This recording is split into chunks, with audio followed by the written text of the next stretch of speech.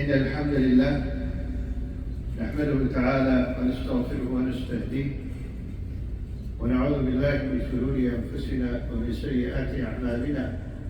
من يهده الله فلا مضل له ومن يضلل فلا هادي له، ونشهد أن لا إله إلا الله وحده لا شريك له، ونشهد أن محمدا عبده ورسوله أرسله الله تعالى بالهدى ودين الحق ليظهره على الدين كله ولو كره الكافرون. نحمده تعالى على نعمائه لا نحصي ثناء عليه، وكما أثنى على نفسه وأثنى عليه رسوله عليه الصلاة والسلام. نشكره ولا نكفره، نؤمن به ونتوكل عليه، ومولانا وعلى الله فليتوكل المؤمنون. ثم أما بعد، أحبتي في الله،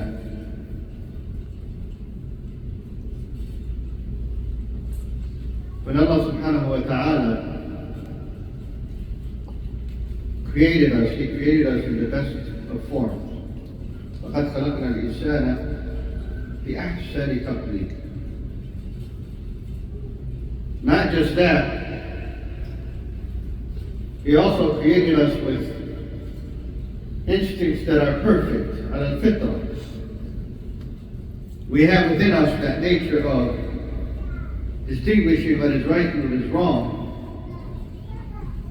It comes with our creation. And there's a lot of other values that Allah subhanahu wa ta'ala has created within us. But for some reason, over time, we have lost those values. Either we lost them or we forgot about them, but we don't sense them anymore.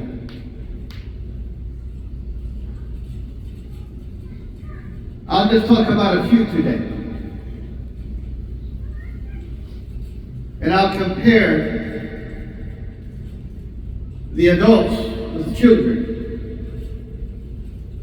Because children are the closest to what Allah subhanahu wa ta'ala created us with. They have not been polluted or changed or influenced. They're still close to al-fitra.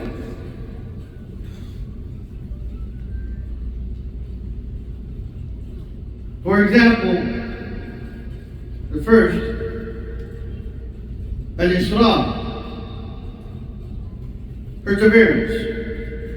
Children have that instinct to get to their goal. They're consistent. They don't give up. They don't understand the concept of giving up. When your child wants something from you, they will repeatedly ask. They'll change their methods in asking. They'll move on to their mother and have her intercede, or their siblings. But they will continue to ask. They will even go as far as offer an exchange. Give me this and I will give you that. Until they get their way. For some reason, as adults,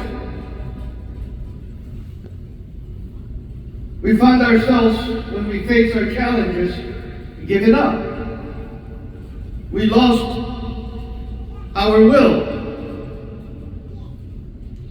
Or if I might say, children are goal-oriented.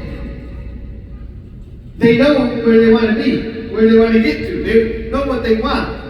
We no longer, most of us, are goal-oriented. We live, as they say, day by day, spontaneously. And those who do not have goals to reach are more likely seriously lost. They don't have any direction to take. Sadly, many of us don't even know where we want to get to until we're actually there. What happened to those dreams that we had when we were children? The dreams that we thought about, that we wanted to accomplish, for some reason they disappeared as an adult. They vanished.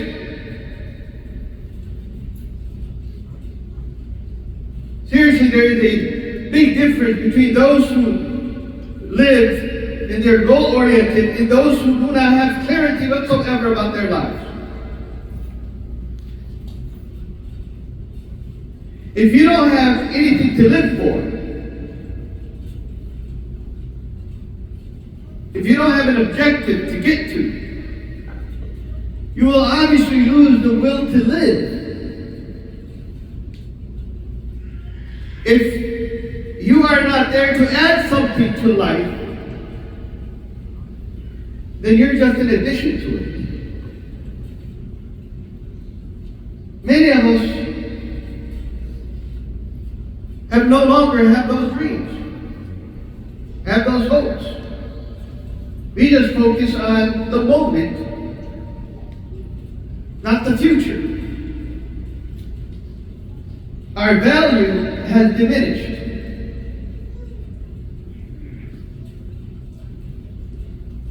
Those who do not have goals, they have very little values to them.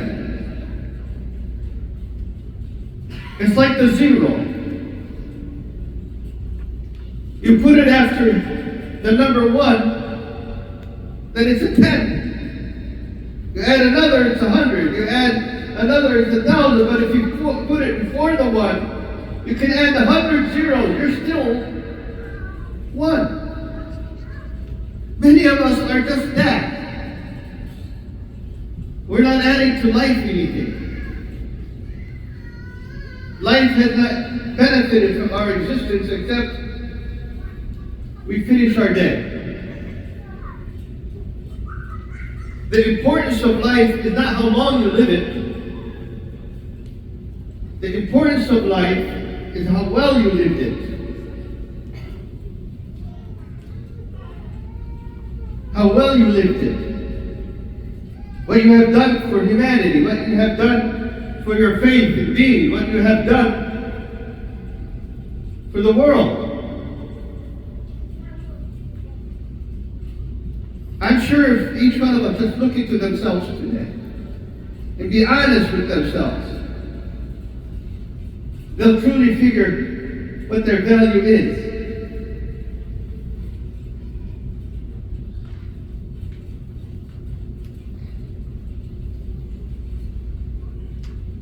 Those who have goals, honestly, their life makes sense. It makes sense to them, and it makes sense to everybody else. And those who do not have goals, they lack the motivation. They lack the excitement in life. And every day is a burden. There's no sense to it. There's no sweetness to it.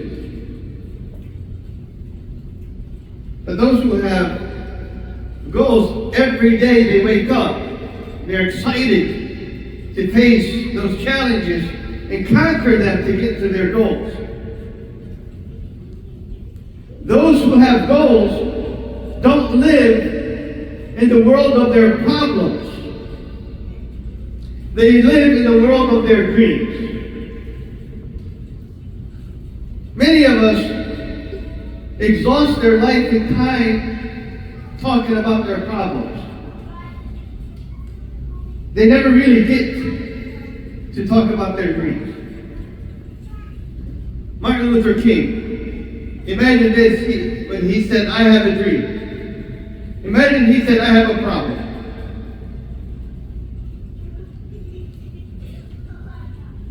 He had many challenges. He didn't let those challenges get in the way of him saying, I have a dream. Rasul sallallahu alayhi wa sallam, during the battle of Al-Khandaq,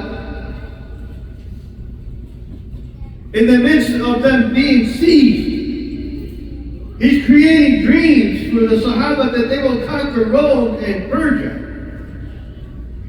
And they will enter the gates of Yemen. Those who live lacking dreams, in living in the midst of their problems, they mocked the Rasul sallallahu alaihi wasallam for what he had said. يعيدنا بفتح الروم والفرس واليمن وأحدنا لا يستطيع أن يقضي حاجته إلا وسلاحه بيده. He's promising us all of that, and we can't even go answer to nation without the weapons in our hands. The Sahaba, when they felt like to live in their problems, when they came to the Rasul sallallahu alaihi wasallam and asked him, Ya Rasulullah, ud'u Allah lana, make some dua for us. He said, إِنَّكُمْ قَوْمٌ تَسْتَعْجِلُونَ. You are people that are hasty. A time will come where a traveler will go from Sana'a to Adan. He only fears the wolf for his sheep of Allah subhanahu wa ta'ala.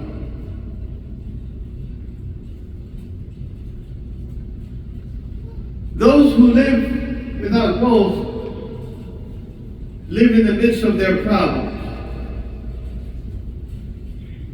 You know, even in the midst of activists in our Islamic community, for example, here in the United States, you notice that the Islamophobes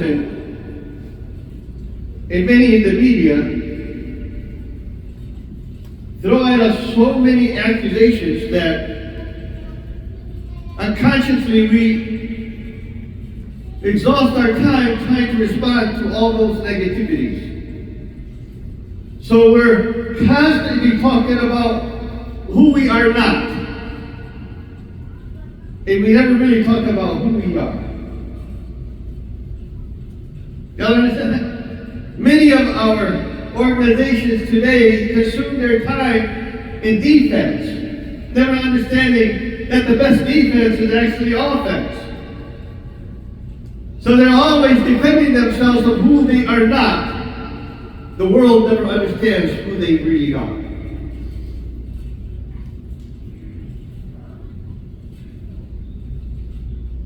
Children have positive outlook towards mistakes. They take those mistakes as opportunities to learn.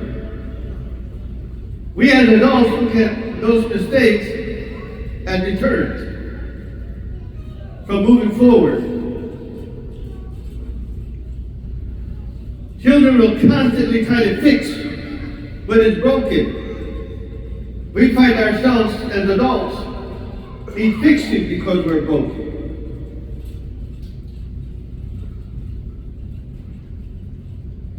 Mistakes are powerful. Mistakes are powerful because they make you better. You know the word experience that people usually say that comes with age? They say this person is highly experienced. It's just that word that we use, experience, for mistakes. It's a replacement of mistakes. Hey, this person with age encountered so many challenges and overcame them that he gained experience from what? Not his success, he gained experience from his mistakes.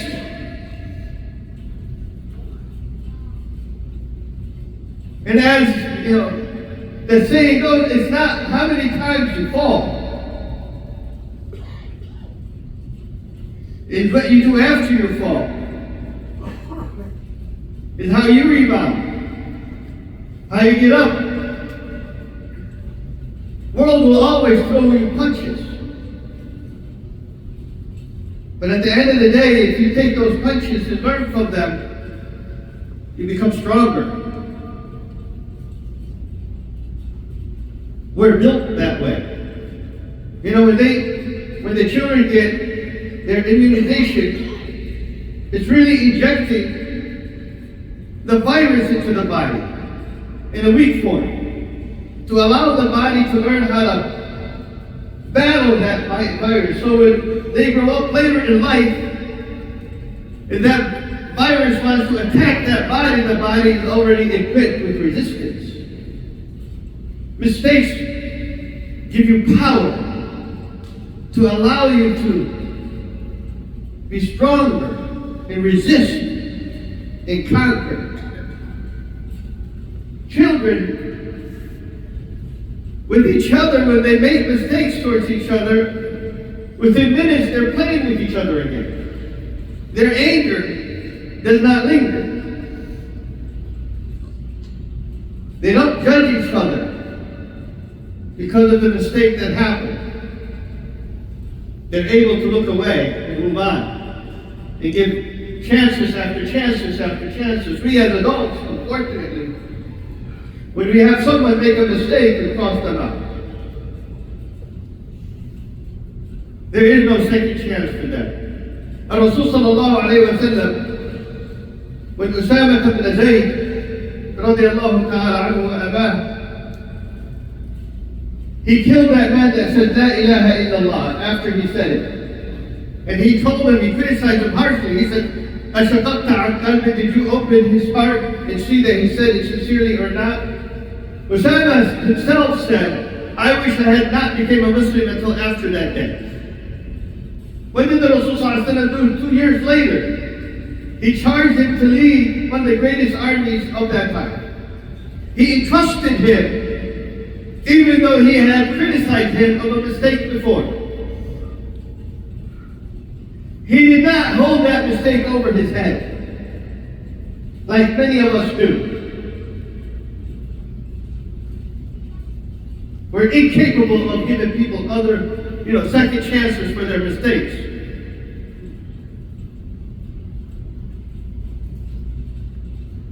One of the most beautiful things about children, they're adaptable. They're able to adjust.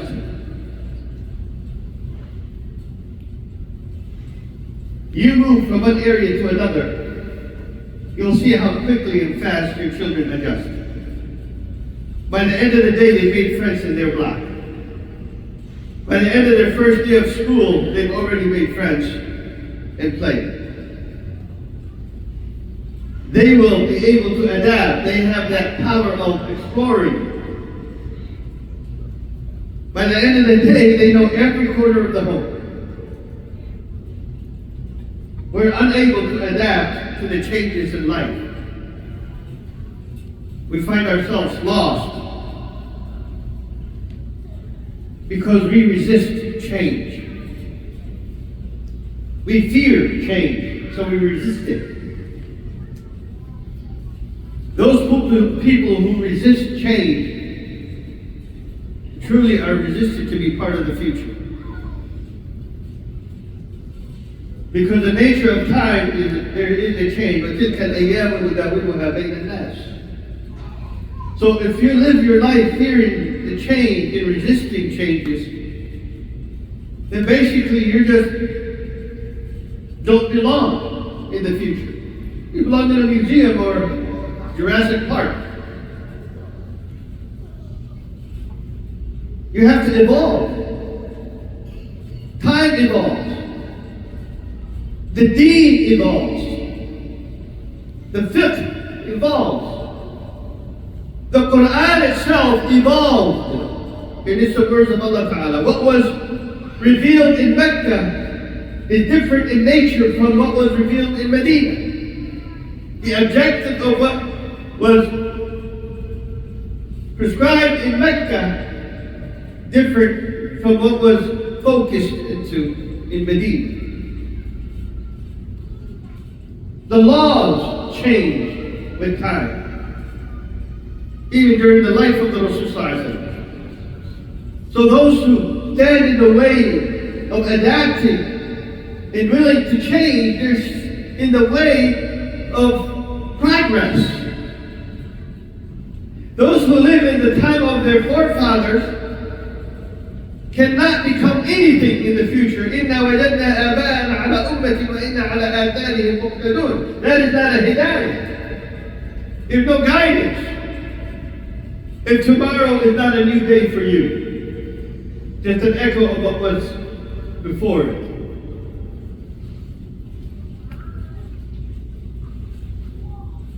Children are happy by nature.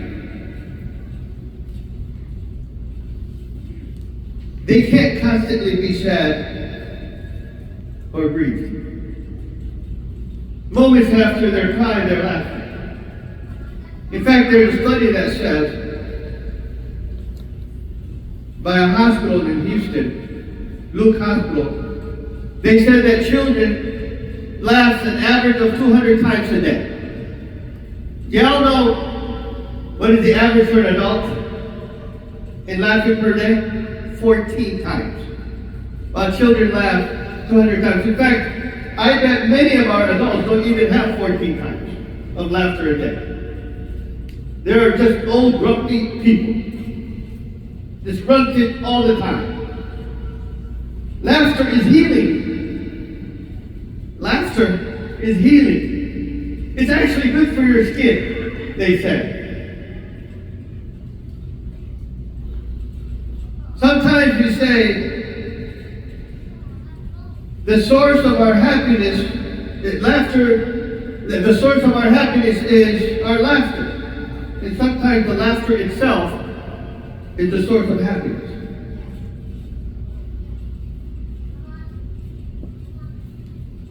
It doesn't take much to laugh. Aisha radiallahu ta'ala anha from hadith, she said, كان الرسول صلى الله عليه وسلم أكثر الناس ضحكا وابتساما. The Rasul صلى الله عليه وسلم used to laugh. During the siege of Khaybar, the Rasul صلى الله عليه وسلم was eating dates with Ali radiallahu ta'ala anhu. And Ali radiallahu ta'ala anhu would take the seed and put it in front of the Rasul sallallahu alaihi wasallam, and they were eating. And when they finished, Ali said, Ya Rasulullah, looks like you were hungry today. Then in the midst of the battle, the Rasul sallallahu alaihi wasallam jokingly said, not as hungry as you, Ya Ali. You ate the seed and the date together. Laughter. It's sadaqah.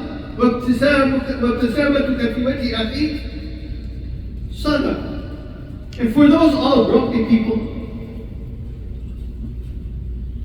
your smile didn't go away yet. It's really under your nose. All you need to do is just move those muscles of your lips. It's still there.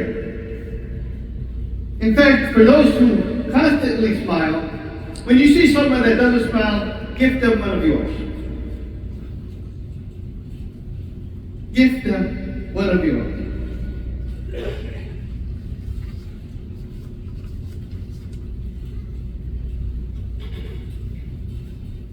Life is a journey. It's a long journey. And many of us exhaust our lives to conquer the world outside of ourselves. But you know, the greatest and longest journey is inward. It's a journey to figure out who you are. In fact, it is one of the greatest adventures one can have in life is to figure out themselves. To explore who they really are. To figure out what they're made of. To untangle all the knots within their lives.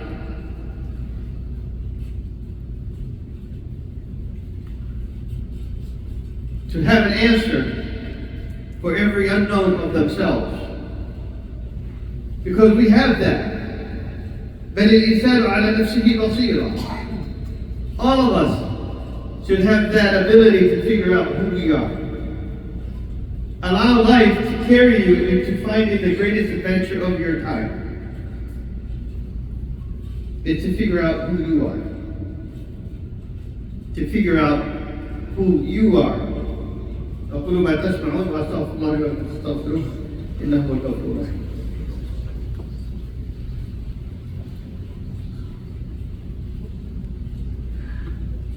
إن الحمد لله نحمده تعالى ونستغفره ونستهديه ونعوذ بالله من شرور أنفسنا ومن سيئات أعمالنا من يهده الله فلا مضل له ومن يضلل فلا هادي له ثم أما بعد. I'll finish with this. Children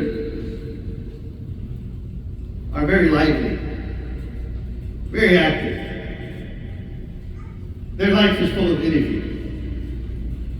For some reason, we grow up and we become lazy. We sit on the couch most of the time. The remote will be in front of you and you'll call your child from the next room to come give you the remote. And the remote is right there. Why can't you get up? Why can't you reach and get your remote? This body is an amana. And for some reason we've lost that. And Allah subhanahu wa ta'ala has entrusted it in our hands to do something well with it. I'll finish with this story. A man went to a doctor and he said, the doctor told him after the exam that you're diabetic.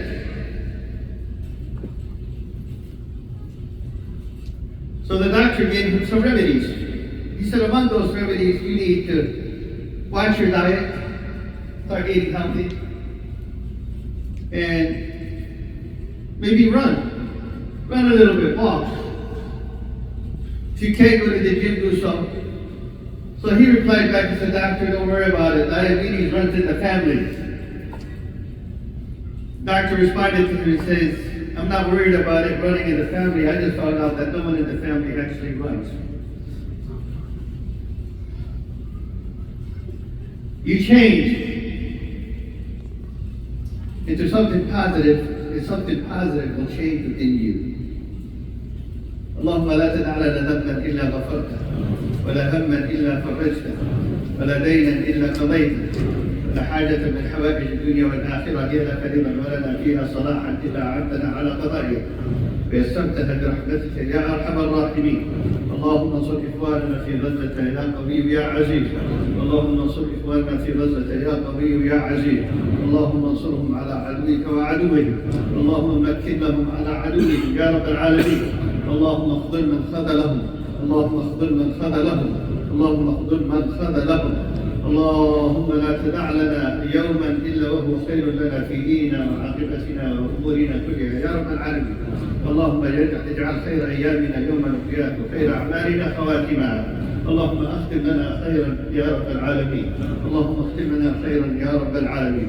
اعلموا احبتي في الله ان الله تعالى يقول ان الله وملائكته يصلون على النبي يا ايها الذين امنوا صلوا عليه وسلموا تسليما.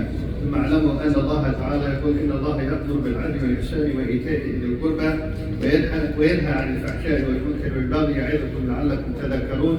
فاذكروا الله العظيم الجليل يذكركم واشكروه على نعمه يزدكم ولذكر الله اكبر. والله اعلم بالصواب واقم الصلاه. الله أكبر الله أكبر. أشهد أن لا إله إلا الله. أشهد أن محمدا رسول الله. حي على الصلاة حي على الفلاح. قد قامت الصلاة قد قامت الصلاة. الله أكبر الله أكبر. لا إله إلا الله.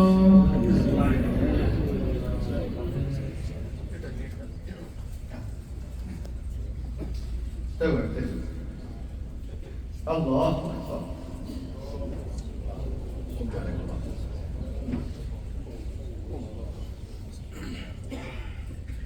الحمد لله رب العالمين الرحمن الرحيم مالك يوم الدين إياك نعبد وإياك نستعين اهدنا الصراط المستقيم صراط الذين أنعمت عليهم غير المغضوب عليهم ولا الضالين.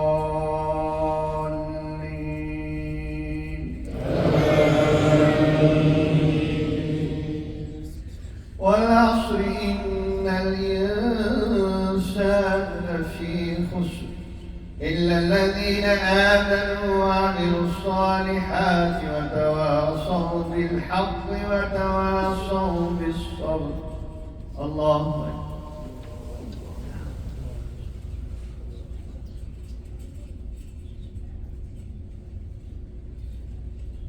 سمع الله لمن حمده.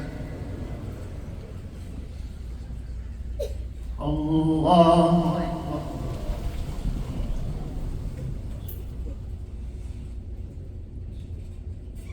الله أكبر.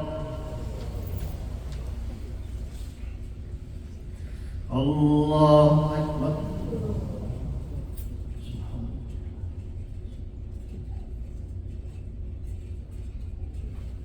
الله أكبر.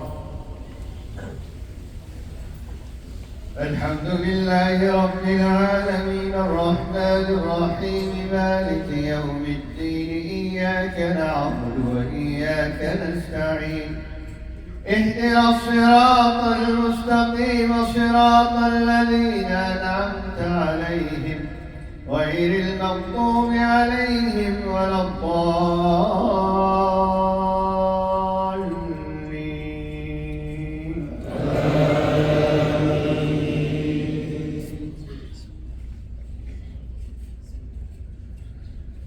قل هو الله أحد الله الصمد لم يلد ولم يولد ولم يكن له كفوا أحد.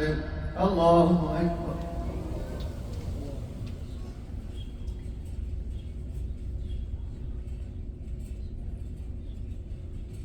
سمع الله لمن حمده.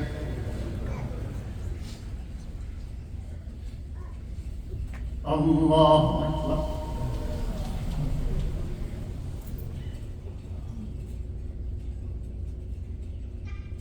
الله أكبر.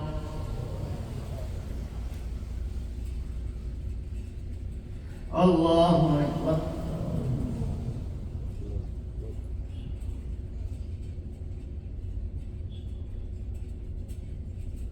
الله أكبر.